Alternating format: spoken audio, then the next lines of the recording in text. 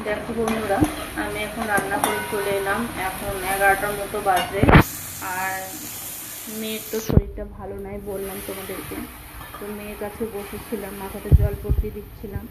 একবার বমিও করলো। আমার মেয়ের এমনই অবস্থা, মানে কাঁপতে কাঁপতে বমি হয়ে যায়।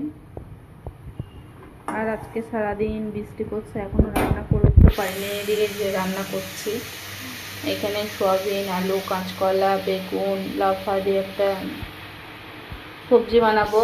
আর এখানে আছে করলা আলু ভাজা, এখানে হবে ডাঁটা ভাজা। সব রেডি করে রেখে দিয়েছি। আর এই যে চলো তোমাদেরকে দেখায় জানলা থেকে রান্না করছি।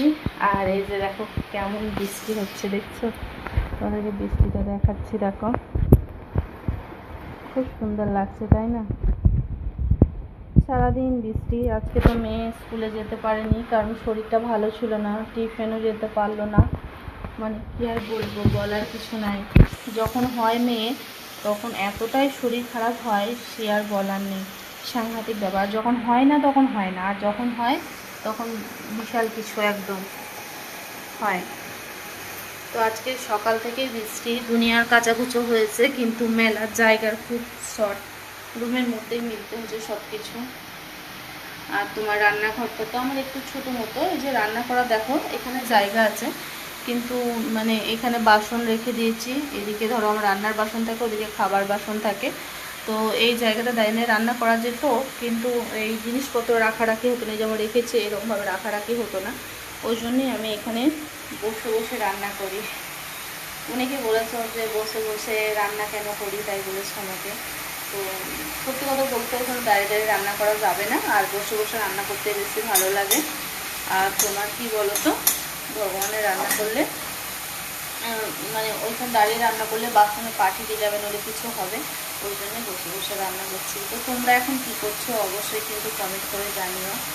আর যারা আমাকে অনেকেই বলছো যে দিদি ভাই তুমি কোন জায়গাতে থাকো, কোথায় থাকো বলছো, তো অবশ্যই তাদের সবাইকে বলছি আমি বিচন্দ্রপুর, মানে এক চক্রা থেকে বেশি দূর না, 10 থেকে 15 মিনিট বাসে জাস্ট এতটুকু রাস্তা, মানে এতটুকু ডিফারেন্সে থাকি আমি। তো অনেকেই জানে কোথায় থাকি, অনেকেই মানে বুঝতে পারছো কোন রাস্তাটার নাম বলছি আমি অবশ্যই। আর এইরকম রান্না কার কার ভালো লাগে অবশ্যই কিন্তু কমেন্ট করে জানাবে। এই দেখো আমি সব কিছু একসঙ্গে মিশিয়ে আমি রান্না করছি। এই ঝোলটা কিন্তু খুবই ভালো লাগে, এই সবজিটা বানালে মানে ঝোল ঝোল থাকে, বেশ একটু রস রস, বেশ এরকম করে রান্না করলে বেশ ভালোই লাগে, খারাপ লাগে না। তো তোমাদেরকে আবারও বলছি, আমি ভগবানকে ভোগ লাগিয়ে তারপরে কিন্তু তোমাদেরকে ভিডিও পোস্ট করব, তোমরা ভিডিওটা দেখতেই পারবে। আর সেরকমভাবে বড় বড় ভিডিও আমি এখন আর দিতে পারছি না। কেন দিতে পারছি না বলো তো? একটাই কারণ, মানে এতটাই কাজের চাপ। এই যে ধরো আমি তোমাদেরকে ভিডিওটা পোস্ট করছি, যে রান্নার ভিডিওটা তোমাদেরকে দিচ্ছি, কারণ এটা কি বলো তো, এটা মানে আমি এক হাতে করে রান্না করছি, এরকম এক হাতে করে রান্না করছি আর এক হাতে ফোনটা ধরে আছি।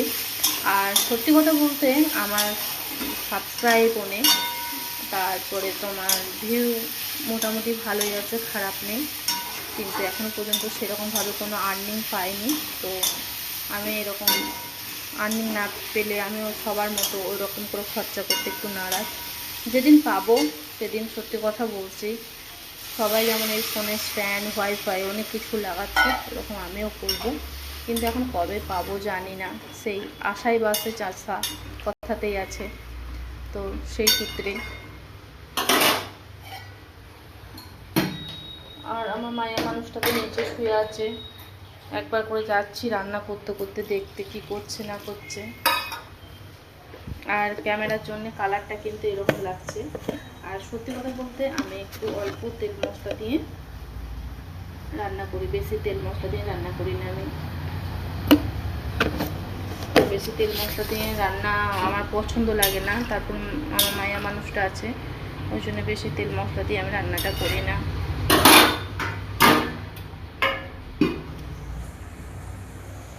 তো চলো।